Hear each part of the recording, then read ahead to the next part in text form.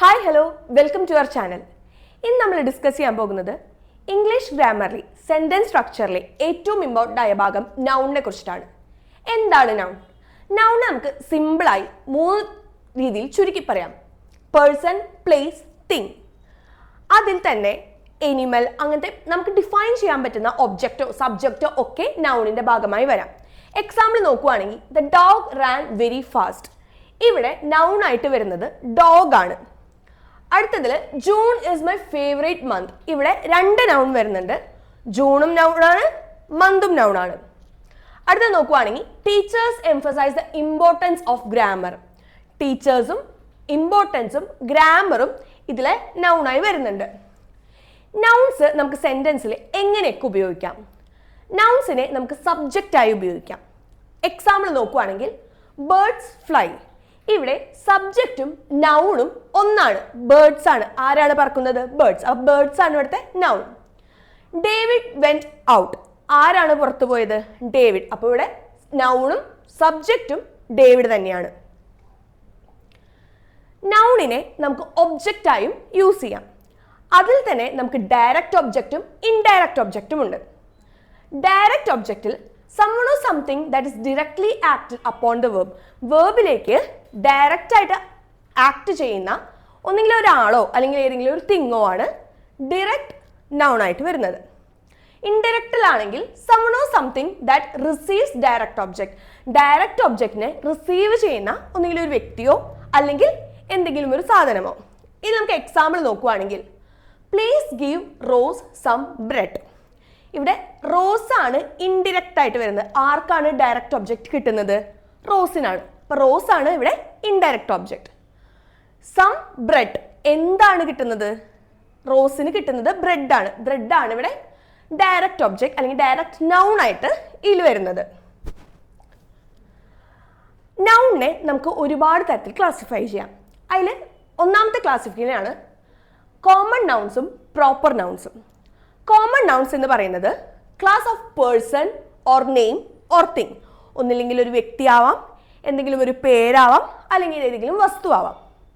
Proper nouns ആണെങ്കിൽ name of specific people, place, things, concept. അവിടെ correct ആയിട്ടുള്ള ഒരു കോൺസെപ്റ്റ് ഉണ്ട്. ഒന്നെങ്കിൽ ഒരു വ്യക്തിയാവാം, അല്ലെങ്കിൽ ഒരു സ്ഥലമാവാം, അല്ലെങ്കിൽ എന്തെങ്കിലും സാധനമാകാം. Example, Ananya is travelling to France by train. ഇവിടെ അനന്യ എന്ന് പറയുന്ന വ്യക്തിനെ സ്പെസിഫിക് ആയിട്ട് എടുത്ത് പറഞ്ഞിട്ടുണ്ട്. എങ്ങോട്ടാ പോകുന്നതെന്നും സ്പെസിഫിക് ആയിട്ട് എടുത്ത് പറഞ്ഞിട്ടുണ്ട്. അപ്പോൾ അനന്യയും ഫ്രാൻസുമാണ് ഇവിടെ പ്രോപ്പർ നൗൺ ആയിട്ട് വരുന്നത്. ട്രെയിൻ ഒരുപാട് ട്രെയിനുകളുണ്ട്. അതൊരു കോമൺ ആയിട്ടുള്ള തിങ് ആണ്. ഏത് ട്രെയിൻ, എന്ന ടൈം, അങ്ങനെ ഒന്നും പറഞ്ഞിട്ടില്ല. അതുകൊണ്ട് തന്നെ അത് കോമൺ നൗൺ ആയിട്ടാണ് വരുന്നത്. ഇനി നൗൺസിനെ നമുക്ക് വേറൊരു രീതിയിലും ക്ലാസിഫൈ ചെയ്യാം. കൗണ്ടബിളും അൺകൗണ്ടബിളും ഉണ്ട്. കൗണ്ടബിൾ എന്ന് പറയുമ്പോൾ നമുക്കറിയാവുന്ന പോലെ എണ്ണിയെടുക്കാൻ പറ്റുന്ന വസ്തുക്കളാണ് കൗണ്ടബിൾ. അതുപോലെ തന്നെ എണ്ണിയെടുക്കാൻ പറ്റുന്ന നൗൺസ് ആണ് കൗണ്ടബിൾ നൗൺസിൽ വരുന്നത്. Preceded by an indefinite article. Define ചെയ്യാൻ പറ്റുന്ന ഇൻഡിഫിനിറ്റ് ആയിട്ടുള്ള ഒരു ആർട്ടിക്കിൾ അതിനെ പ്രിസീഡ് ചെയ്ത് മുന്നിൽ വരുന്നുണ്ട്. നമുക്ക് അത് പ്ലൂറലൈസ് ചെയ്യാൻ പറ്റും. Example balls, facts. നമുക്ക് പറയാം 5 balls, he said 1 fact എന്നൊക്കെ പറയാം. ഇനി അൺകൗണ്ടബിൾ പറയുകയാണെങ്കിൽ നമുക്ക് അത് കൗണ്ട് ചെയ്യാൻ പറ്റില്ല. Cannot be counted, never preceded by an indefinite article or number. ഒരു നമ്പറോ അല്ലെങ്കിൽ ഒരു ഇൻഡെഫിനിറ്റ് ആയിട്ടുള്ള ഒരു ആർട്ടിക്കിളോ അതിനെ പ്രിസീഡ് ചെയ്ത് വരുന്നില്ല. കനോട്ട് ബി പ്ലൂറലൈസ്ഡ്, അത് നമുക്ക് പ്ലൂറലൈസ് ചെയ്യാനും പറ്റില്ല. Example information, advice. ഇപ്പോൾ ഇതിൽ വരുന്നൊരു കോമൺ ഡൗട്ടാണ് ഇൻഫർമേഷൻസ് എന്നും അഡ്വൈസസ് എന്നും പറഞ്ഞുകൂടിയത്. പക്ഷേ അത് ഗ്രാമാറ്റിക്കലി ഇറർ ആണ്. അങ്ങനെ വരുന്നതിൽ നമ്മൾ സെന്റൻസ് റീഫ്രേസ് ചെയ്യാണ് ചെയ്യുക. പിന്നെ നൗണിൽ വരുന്ന വേറൊരു വിഭാഗമാണ് കോൺക്രീറ്റും അബ്സ്ട്രാക്റ്റും. കോൺക്രീറ്റ് എന്ന് പറയുന്നത് physical objects, places or individuals. ഒന്നെങ്കിൽ എന്തെങ്കിലും ഒരു ഒബ്ജക്റ്റോ സ്ഥലങ്ങളോ അഥവാ ഒരു വ്യക്തികളോ. Things or people that can be observe with senses. നമുക്ക് കാണാൻ പറ്റുന്ന, കേൾക്കാൻ പറ്റുന്ന, അല്ലെങ്കിൽ നമ്മുടെ സെൻസസ് കൊണ്ട് നമുക്ക് അറിയാൻ പറ്റുന്ന മനുഷ്യരോ വ്യക്തികളോ വസ്തുക്കളോ അങ്ങനെ എന്തും കോൺക്രീറ്റ് നൗൺസിൽ വരും. Example apple, hill, lion. ഇതൊക്കെ നമുക്ക് കാണാൻ പറ്റുന്ന, അറിയാൻ പറ്റുന്ന, നമുക്ക് സെൻസ് ചെയ്യാൻ പറ്റുന്ന എന്തെങ്കിലും ഒബ്ജക്ട്സ് ആണ്. അബ്സ്ട്രാക്റ്റിൽ വരുന്നത് അതെന്തെങ്കിലും കോൺസെപ്റ്റോ ഐഡിയോ ഫീലിങ്സോ എന്തെങ്കിലും ആവാം. അത് നമുക്ക് ഫിസിക്കലി ലൊക്കേറ്റ് ചെയ്യാൻ പറ്റില്ല. Example sadness, happiness, justice. ഇതൊരു കോൺസെപ്റ്റ് ആണ്, അല്ലാതെ നമുക്ക് അത് എവിടെയാണെന്നോ എന്താണെന്നോ അല്ലെങ്കിൽ അതിൻ്റെ ഒരു മൊത്തത്തിലുള്ള ഒരു സംഭവം നമുക്ക് പറയാൻ പറ്റില്ല. അങ്ങനെയുള്ളത് വരുന്നതാണ് അബ്സ്ട്രാക്ട് നൗൺസ്. അടുത്തൊരു വിഭാഗമാണ് collective nouns. Refer to a group of people or things. ഒരു ഗ്രൂപ്പായിട്ടുള്ള മനുഷ്യരെയോ അല്ലെങ്കിൽ എന്തെങ്കിലും ഒരു വസ്തുവിനെയോ നമുക്ക് കളക്റ്റീവ് നൗൺസ് എന്ന് പറയാം. Example team. ഒരു ടീം എന്ന് പറഞ്ഞു കഴിഞ്ഞാൽ ചിലപ്പോൾ അതിൽ 4 ആളാവാം, 5 ആളാവാം, 7 ആളാവാം. ബാൻഡ്. ഒരു ബാൻഡിൽ ഒന്നിലധികം വ്യക്തികൾ ഉണ്ടാവാം. Heard of sheeps. ഒരുപാടധികം ഷീപ്സ് ഉണ്ടാവാം. Can also be a proper noun like the name of a specific company or band. ഒന്നെങ്കിൽ നമുക്കൊരു സ്പെസിഫിക് കമ്പനി അല്ലെങ്കിൽ ഒരു ബാൻഡായി ഒരു പ്രോപ്പർ നൗൺ ആയിട്ടുണ്ടാവും. ഐ മീൻ അത് സിഗ്നിഫൈ ചെയ്യുന്നത് കംപ്ലീറ്റ്ലി ആ ഒരു ബാൻഡിനെയോ കമ്പനീനെയോ ആയിരിക്കും. എക്സാമ്പിൾ BTS എന്ന് പറയുന്ന ഒരു ബാൻഡിൽ ഒരുപാട് ആൾക്കാരുണ്ട്. അത് ഒരാളെ മാത്രമല്ല സിഗ്നിഫൈ ചെയ്യുന്നത് അല്ലെങ്കിൽ എംപ്ലോയ് ചെയ്യുന്നത്. അങ്ങനെ വരുന്നതാണ് collective nouns. May appear to be singular or plural. ഒന്നുകിൽ അത് സിംഗുലർ ആയിരിക്കാം അല്ലെങ്കിൽ അത് പ്ലൂറൽ ആയിരിക്കാം. ടീം എന്ന് പറയുമ്പോൾ നമ്മൾ അവിടെ സിംഗുലർ ആണ് ഉദ്ദേശിക്കുന്നത്, ടീംസ് എന്നല്ല ടീം എന്നാണ് പറയുന്നത്. ബീറ്റിൽസ് എന്ന് പറയുമ്പോൾ നമ്മൾ ES ഫോം ഉപയോഗിക്കുന്നുണ്ട്, പ്ലൂറൽ ഫോം ആയിട്ടാണ് ബീറ്റിൽസ് ഉപയോഗിക്കുന്നത്. വേറെയും ഒരുപാട് ടൈപ്പ് ഓഫ് നൗൺസ് ഉണ്ട്. Possessive nouns, gerunds, attributive nouns, appositive nouns, generic nouns. നമുക്ക് ഓരോന്നായി നോക്കാം. Possessive noun followed by an apostrophe and the letter S to indicate possession. Example നോക്കുമ്പോൾ മൈ ഫാദേഴ്സ് ഹൗസ്, അതായത് ഈ ഫാദർ എന്ന് പറയുന്ന നൗണിനെ ഫോളോ ചെയ്ത് ഒരു അപ്പോസ്ട്രഫിയും ഒരു എസ്സും വരുന്നുണ്ട്.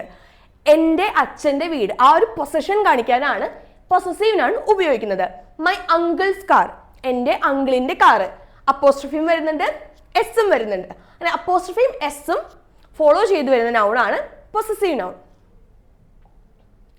Gerunds. Identical to the present particle ing form describe the same activity as the verb. Verb ചെയ്യുന്ന അതേ ആക്ടിവിറ്റി ആണ് gerundsഉം ഡിസ്ക്രൈബ് ചെയ്യുന്നത്.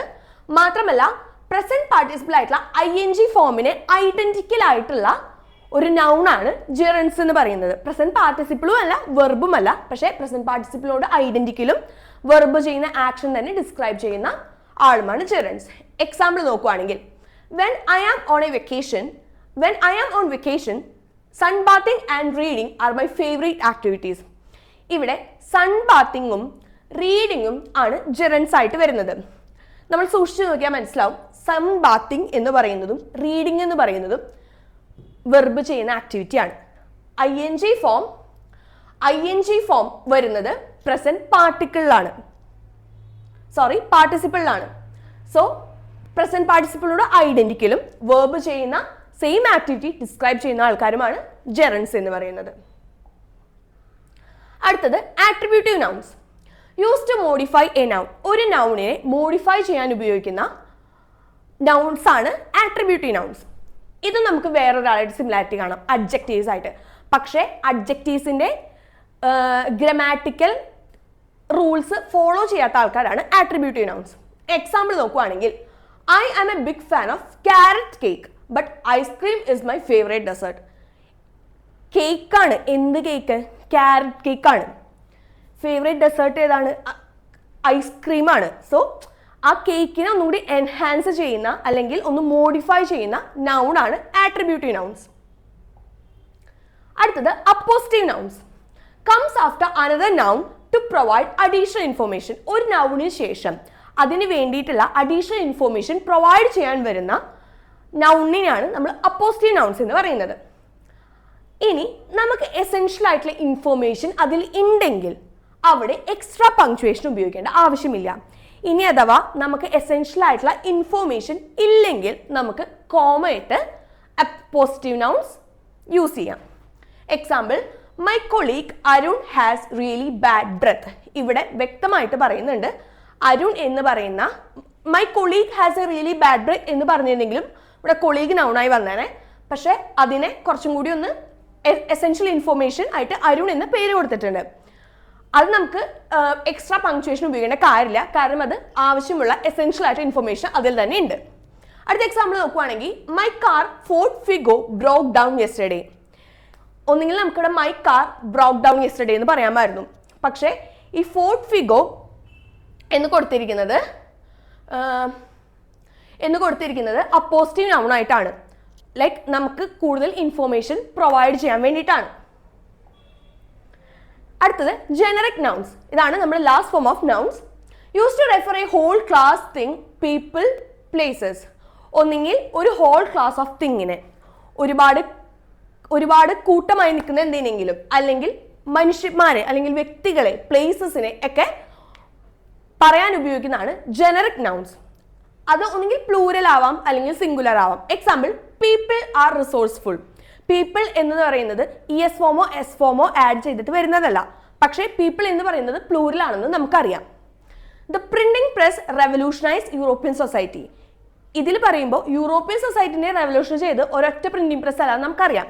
സോ ദ പ്രിന്റിംഗ് പ്രസ് എന്ന് ഉപയോഗിക്കുന്നത് ആ സമയത്ത് അവിടെ പ്രവർത്തിച്ചിരുന്ന എല്ലാ പ്രസ്സുകളെയും ഉൾപ്പെടുത്തിക്കൊണ്ട് ഒരൊറ്റ ടേം ആയിട്ടാണ് ഇത് ഉപയോഗിച്ചിരിക്കുന്നത്. അങ്ങനെ വരുന്നതാണ് ജനറിക് നൗൺ.